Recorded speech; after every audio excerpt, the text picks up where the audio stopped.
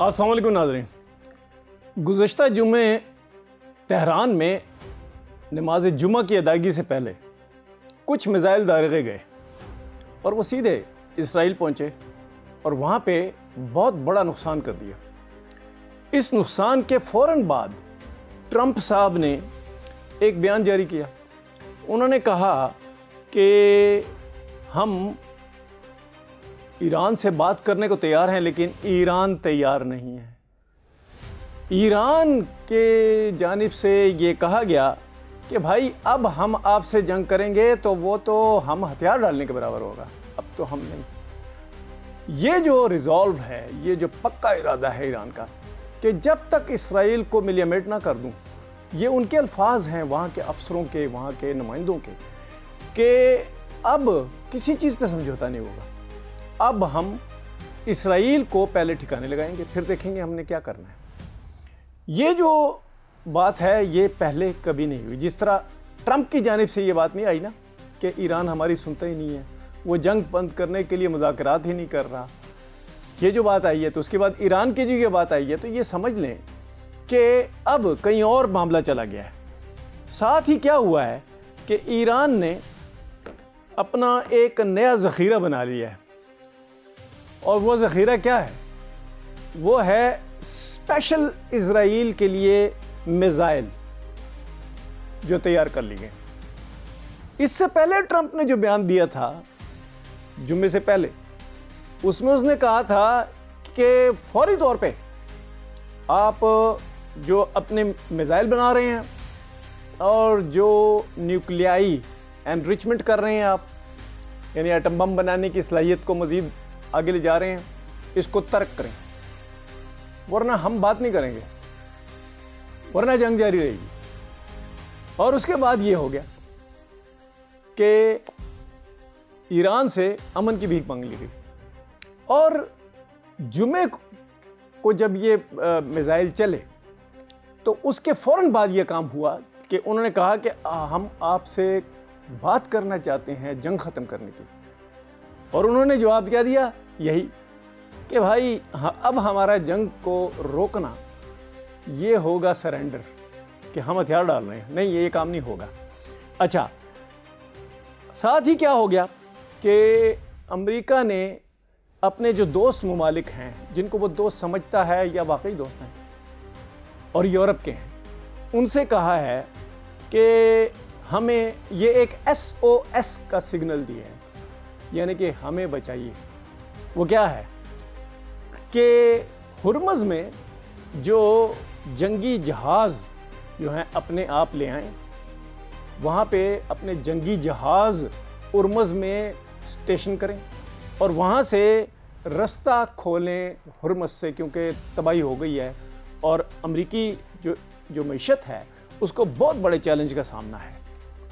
اور آپ جو جنگی جہاز یہاں لا رہے ہیں وہ ہونے چاہیے ایسے کہ ان کے خوف سے ہی شاید یہ جو بلاکیڈ ہے ہرمز میں وہ ختم ہو جائے، اور نہ ہوا تو پھر کھلم کھلا جنگ ہے۔ یہ اب دیکھیں کہ ایک بیان کیا ہے ٹرمپ کا، دوسرا بیان کیا ہے، تیسرا بیان کیا ہے۔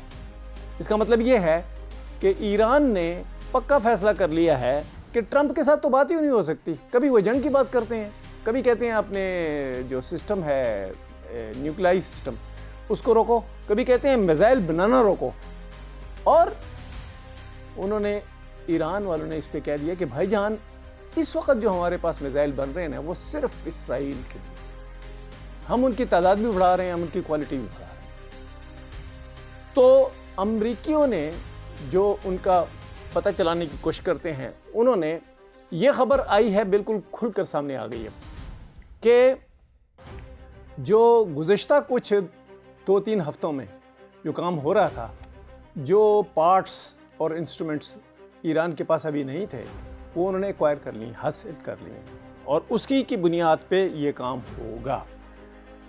اچھا، BBC کی جو ایک خبر آئی ہے وہ یہ ہے کہ امریکہ نے ایک نئی ڈیمانڈ کر دی ہے، ایک نیا مطالبہ کر دیا۔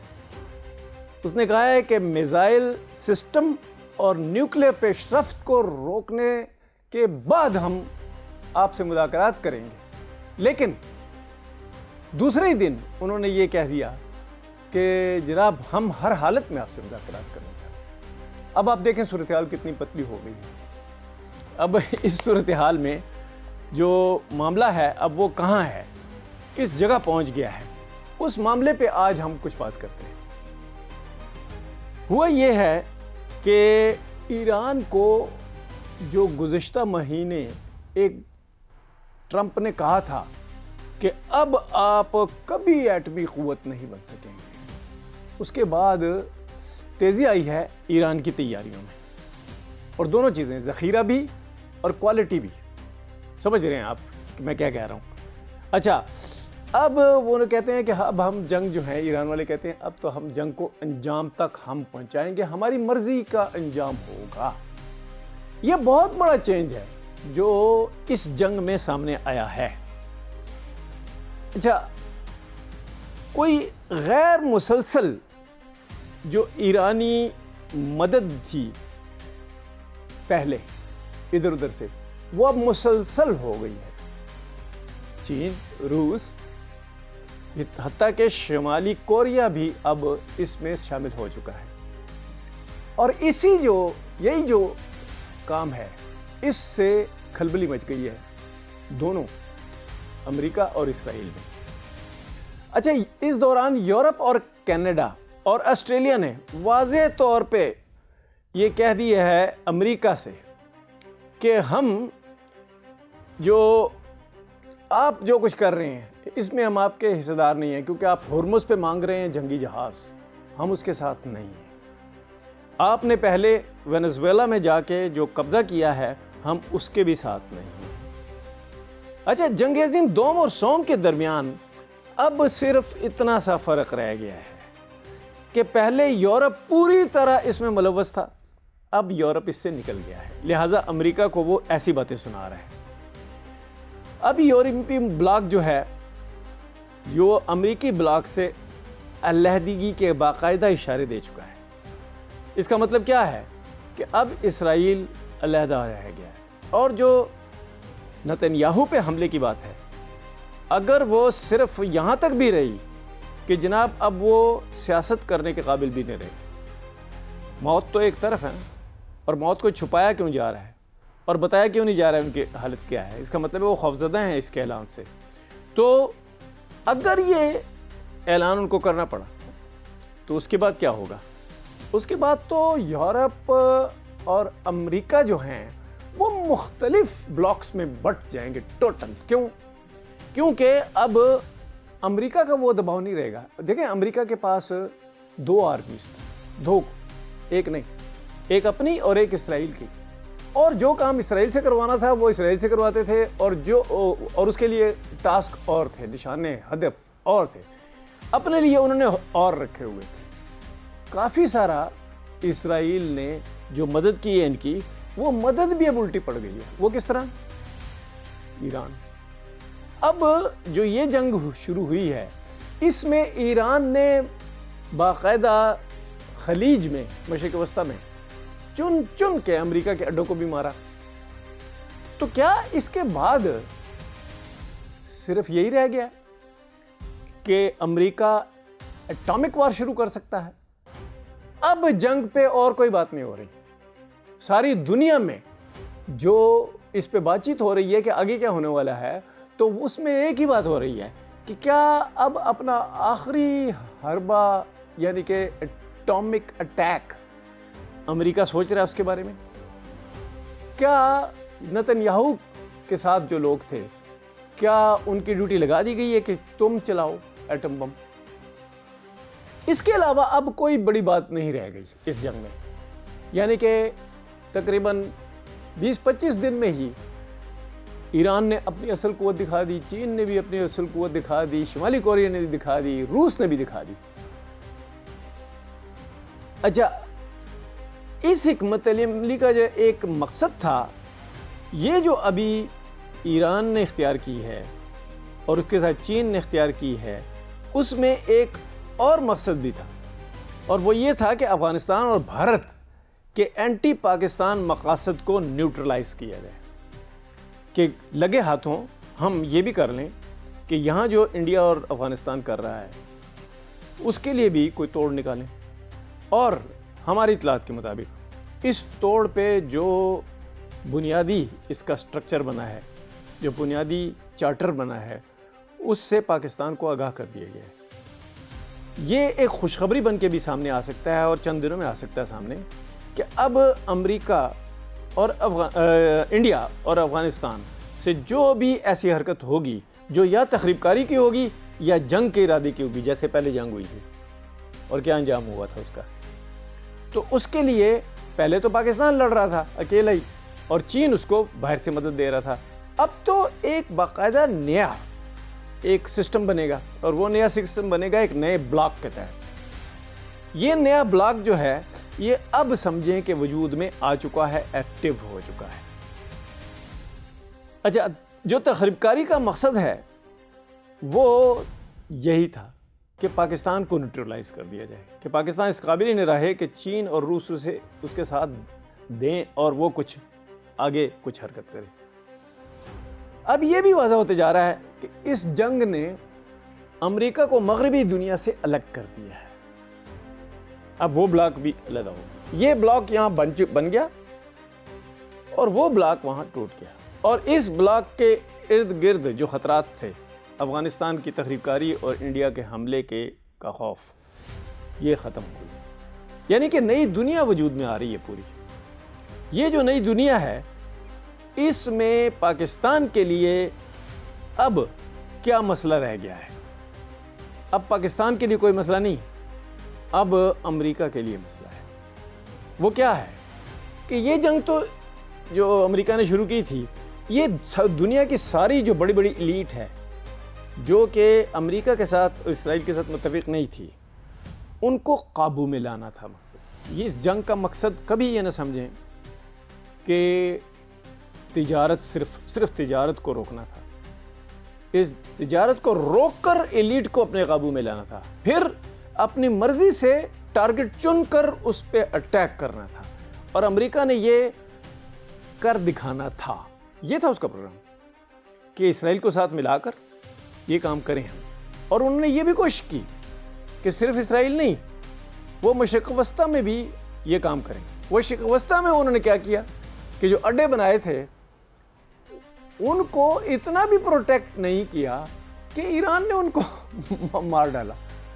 وہ اڈے جو ہیں ان میں سے 10-15 پہ جو اٹیک ہوئے ہیں اس میں سینکڑوں فوجی مر گئے ہیں، ان فوجیوں میں خواتین بھی شامل۔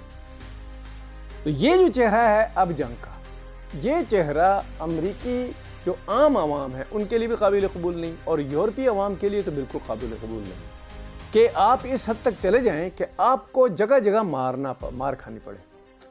اب یہ جو مار کھائی ہے امریکہ نے پکی اپنے ملک یعنی کہ اسرائیل کے اندر بھی، اور مشرق وسطیٰ کے ممالک میں جہاں پہ انہوں نے اپنے اڈے بنائے تھے فوجی، وہاں بھی اس نے پانسا پلٹ دیا ہے۔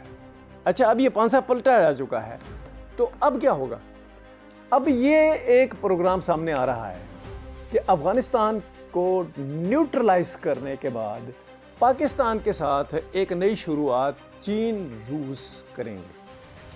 اب یہ جو چین روس کا جو پروگرام ہے، آپ نے یہ دیکھا کہ انہوں نے اپنا کوئی ارادہ کبھی بھی ظاہر نہیں کیا کہ ہم نے کیا اسلحہ بنا رکھا ہے، ہم آپ کو جنگ میں کس طرح نمٹیں گے، ہم تجارت کو اپنی کس طرح آگے چڑھائیں گے، ہم برکس کو کس طرح پلیٹ فارم بنائیں گے، کرنسی کس طرح برکس کے سامنے آئے گی، یہ سب کچھ اپنے پاس رکھا، بتایا نہیں۔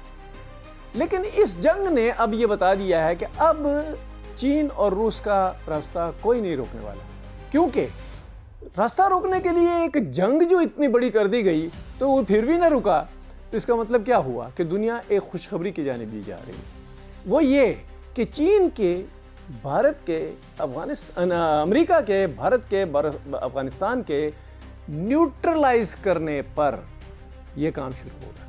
اور نیوٹرلائز کیسے ہوگی کہ جو امریکہ کا ایک ونگ ہے اسرائیل کا، امریکہ کے کچھ ونگز ہیں مشرق وسطیٰ میں، امریکہ نے کچھ ملکوں پر قبضہ، جس طرح وینزویلا پہ قبضہ کر لیا ہے، اس طرح قبضہ کر کے بھی اپنی قوت بڑھانے کی کوشش کی ہے تاکہ ہمیں مسلسل گارنٹی ملے کہ وہاں سے منرلز اور پیٹرولیم لایا جائے۔ تو امریکہ ایک نئی دنیا اپنے لیے بنا رہا ہے، اس نئی دنیا کو چیلنج کیا گیا، وہ نئی دنیا ایران نے چیلنج کی، وہ سردار بنا اس جنگ میں، اور اس کی سردار کی جو تلخی ہے وہ اس وقت بڑھ گئی جب آیت اللہ صاحب کو شہید کیا۔ اب اس شہادت کے بعد ایک بات اور پکی ہو گئی ہے کہ اب ایران جہاں کھڑا ہے وہاں سے ہلے گا نہیں، دوسروں کو ہلائے گا، اور جب وہ دوسروں کو ہلائے گا تو پہلا مظاہرہ آپ نے ہرمز میں دیکھ لیا کہ ساری دنیا کو ہلا کر رکھ دیا۔ اب آگے کیا ایٹمی جنگ ہی رہ گی نا؟ ایٹمی جنگ سے بچنے کا طریقہ کیا ہوگا؟ اس طریقہ کار پہ بھی ایک بات چل پڑی ہے، وہ یہ کہ جو میں نے عرض کیا نا کہ جو یورپی ممالک ہیں وہ اب امریکہ کی جو ملٹرزم ہے، فوجی جنگیں کرنا اور ان جنگوں کے بجٹ سے فائدہ اٹھانا، وہ اب جو فارمولہ تھا امریکہ کا، وہ سمجھیں کہ اپنی موت آپ مر سکتا ہے۔ پاکستان کو، ایران کو، اس خطے کو پرامن بنایا جا سکتا ہے، اور اس میں صرف اب یہ کرنا رہ گیا ہے کہ افغانستان کو ٹوٹلی نیوٹرلائز کریں، وہاں کی جو قوتیں ہیں شرپسند، اور انڈیا کا یہ حوصلہ نہ ہو کہ آئندہ وہ پاکستان پہ اٹیک کرے۔ Thank you very much.